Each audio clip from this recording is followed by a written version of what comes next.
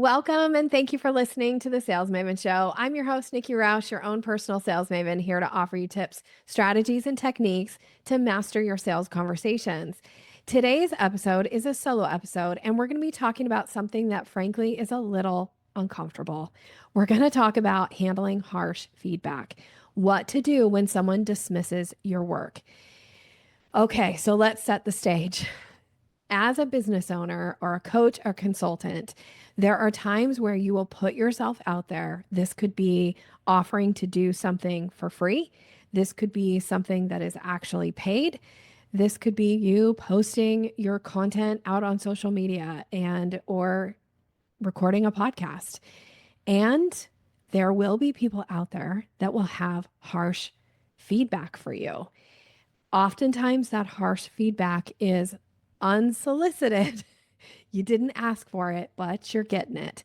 Now, this came up recently for a client who did a brilliant job of putting together a piece of free training with the idea that it was a way for people to get exposed to her and her style and her work and get some real value out of the training, but also to set the stage to book them to be private coaching clients, as many of us in this industry do. It's like giving people that like entry point, dip your toe in the water, very low risk, and at the same time with the intent that there will be an offer or some next potential step with people. And sometimes people don't get it. And it's frustrating. So here's what we're gonna really focus on. And I'm gonna say I've been there. I continue to be there. I have gotten some very harsh feedback in the almost 12 years that I've been in business. So let's talk about how to process and respond and or not respond to negative feedback, how to shift your focus to the audience that you really are there to serve, the people who value what you offer, and why it's important to repurpose and your content and move forward regardless of harsh feedback. Now, I want to say first and foremost that it's always good to take a step back and ask yourself, is this feedback true? Do I agree with this feedback? And if some part of you believes that it's true and some part of you agrees with the feedback, then take it to heart and ask yourself, what will I do differently next time? Don't quit. Don't give up. It's just asking yourself, what could I do differently next time to have the result that I want? But when you take that step back and you say, is this true? And do I agree? If you think, no, this is not true, and no, I do not agree, then there's some things to do here to process, right? Like how to handle this. First, acknowledge that there's probably some part of you that is either offended or hurt by this. Now, that can show up in a few different ways. Maybe you're like really shocked. Maybe you're really angry. And maybe you're a little like sad about it. And all of those are valid. And you want to give yourself some time to process that. And however much time you need to process it, that's your own decision to make. I think it's good to kind of give yourself a plan to say, like, I'm going to give myself this amount of time to process and feel this way. And then I'm going to do something to get myself back on track. We have a rule. I think I've spoken about this in the podcast before, but we have a rule around our house, which is usually a 30-minute rule, like 30 minutes to kind of feel angry or hurt or upset about something. And then it's like, okay, so what am I going to do after those 30 minutes? Now, believe me, there's been times where I need more than 30 minutes to have my feelings and feel those feelings. But trying to ignore them, I don't think is healthy for you as a business owner or for as a person. So it's okay. But also acknowledge that not everybody is a client. Therefore, not everybody is going to get it. They're not going to get what the intent was. They're not going to get the benefit of what it was that you put out there. They're just not. And that's okay because not everybody is a client. And I know I've spoken about this on the podcast before that there will be times where, frankly, we want to repel people quickly. We want to repel people quickly who are not a good fit for our business so that it makes room and frees up time and energy for us to really focus on our ideal clients. And sometimes when you put yourself out there and you get harsh feedback, you could also take a step back and go, okay, so I repelled this person pretty fast. Yay, me. Good on me. And then the other thing is when you put yourself out there, especially when there's free content involved and somebody acts as if, how dare you make an offer at the end, or how dare you sell to me later, or anything else that's like the like clutch my pearls and be offended kind of response, then I always think there's kind of one of two things going on with that person.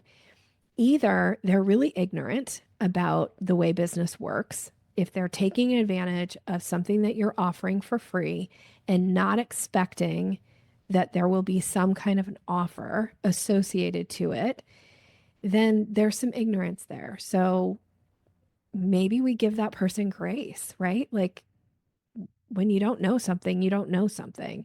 So, like, it's kind of not your fault, maybe. Like, you haven't been exposed to it. So, maybe there's some ignorance to it.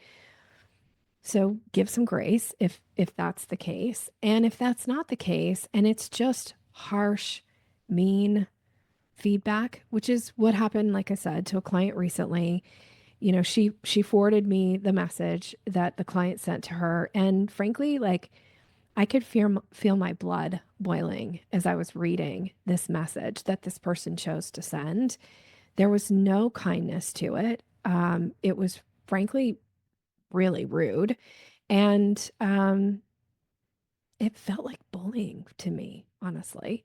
So, like, I was hot under the collar when I read her message. Now, I want to go back and offer her something that allows for her to be resilient, which is also why I'm recording this podcast. So when you find yourself in these situations, like sometimes it's nice to have the friend who's like really ticked on your behalf. I always say, like, I have a really good friend. We've been friends for many, many years. And she's the kind of friend that no matter what I say, like, I'm always the best in every situation, and the other person is always wrong in whatever situation. And I always say, like, she's the person, like, if I was ever going to bury a body, not that I would, just to be really clear, she would like say, like, what time do you want me there? And how many shovels should I bring? Like, that's just, she's the most supportive, encouraging friend, but not the friend that I call when I need constructive like feedback, because she always treats me like I walk on water. That's not helpful, right?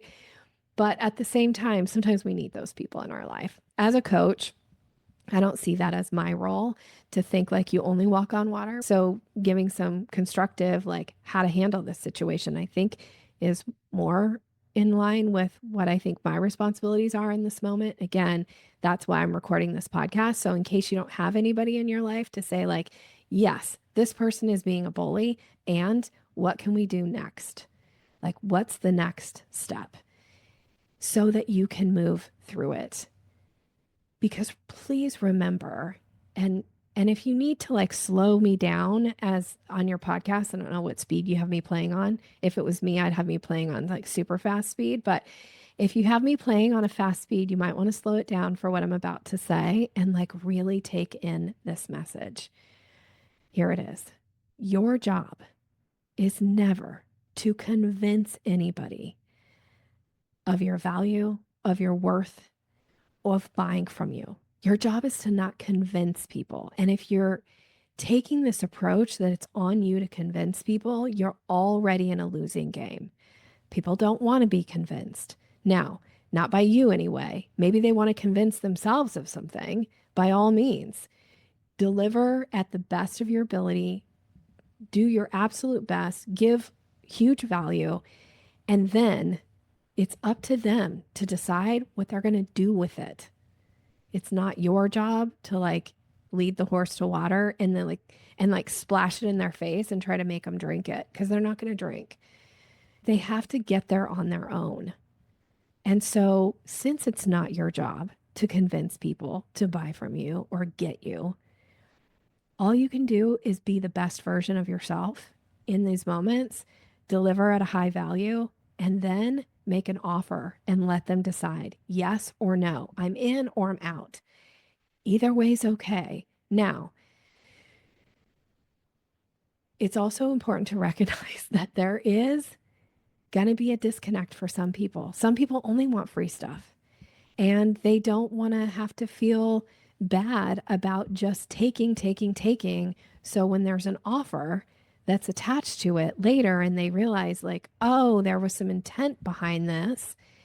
And now I have to feel bad for not buying. Again, that's not your responsibility. That's their thing. You cannot be responsible for how somebody's going to take something. But if there is an expectation of a disconnect, one of the things that you can do when you're offering free content is you can pre-frame at the beginning that there is going to be an offer. So you set the stage so they can determine early and often if they're out. And that's okay. So an example of a pre-frame before you were to give a free training is to say, many of you are going to want more. And I'm going to tell you how to get that before we do the Q&A section. So just know that there is an offer coming and I'll tell you more about it later. But here's what we're going to focus on for now. And then you go into your content. So you just set the stage. And if the person's like, oh, I'm going to clutch my pearls and say, don't ever make an offer to me, great. They can disconnect. They don't have to take advantage of the free stuff. Or they can stay, take advantage of the free stuff and move along if they decide not to hire you at the end. That's okay too. So this idea of, somebody sending a message that is just rude. And like I said, it feels bullying to me for somebody to to rip somebody apart with like the intent is, how dare you sell? How dare you make an offer? And I didn't think your content was any good. Like, okay. Like, I'm a big fan of leaving positive reviews. I'm not a huge fan of leaving negative reviews unless it's just so egregious. And even then, I usually will pull myself back from doing it because I just don't think that, you're kind of too close to it sometimes. So the things you're going to say might be, I don't know. It's always a reflection on the person who's leaving the negative review, I think. That's just my opinion. You decide what makes sense for you. But sometimes you have to recognize that people's feedback is less about you and more about them, how they see themselves. Anybody who thinks they're above getting an offer from you when they've just taken advantage of your expertise and your knowledge, again, that is about them. So, what do you do from a response standpoint? So, I always think there's a couple options, right? I'm going to say two options. There's the no response at all. Now, I'll talk a little bit more about that. And then the second type of response is the neutral, professional response. It is not an option to send back a scathing response back. I don't think. I don't think that should ever be an option for you as the seller. I find it to be very unsatisfying when I do take it upon myself to even send back a professional response and or a question when somebody has sent me harsh feedback, again, unsolicited, that feels out of alignment with kind of the situation. So for me, I find that the most empowering is to not respond at all. I don't give my attention to people who mistreat me. I don't give my attention to people who, out of the blue, decide to give me unsolicited feedback. And I should be putting that in quotes because usually it's like, here, let me tear you apart and be like, I just thought you should know. They just, I don't know. I think there's silence and power, or there's power in silence, I guess I should say. And I just refuse to validate that. Now, every once in a while, usually about once a year, I have to learn my lesson because I'll take it upon myself and I'll go with option two, a neutral professional response. And usually I'll ask a question or I'll try to give a short explanation of how what they're saying doesn't connect the dots, and I'm not sure about it, and here's why. Um, and I just find that their then follow-up response is usually the most unsatisfying. It's usually something like, "Oh, well, I guess you can't take feedback." It's like, No, I can take feedback when I ask for it, and I can take feedback when it makes sense. I don't take feedback when it's like either bullying, rude, and or feels like it doesn't even make sense to me about what you're saying. So, but again, it's so unsatisfying that I have to learn this lesson, like I said, about once a year and just say, Nikki, go with option one, no response at all. Move on, bless and release. Because trying to defend, trying to prove your value, it's like people draw a line in the sand and they're not going to cross it. There's nothing you could say or do at this point that's going to make it like all of a sudden they're going to have this like, moment and come to this realization that they probably could have handled it differently. I just don't find that to be the case with most people.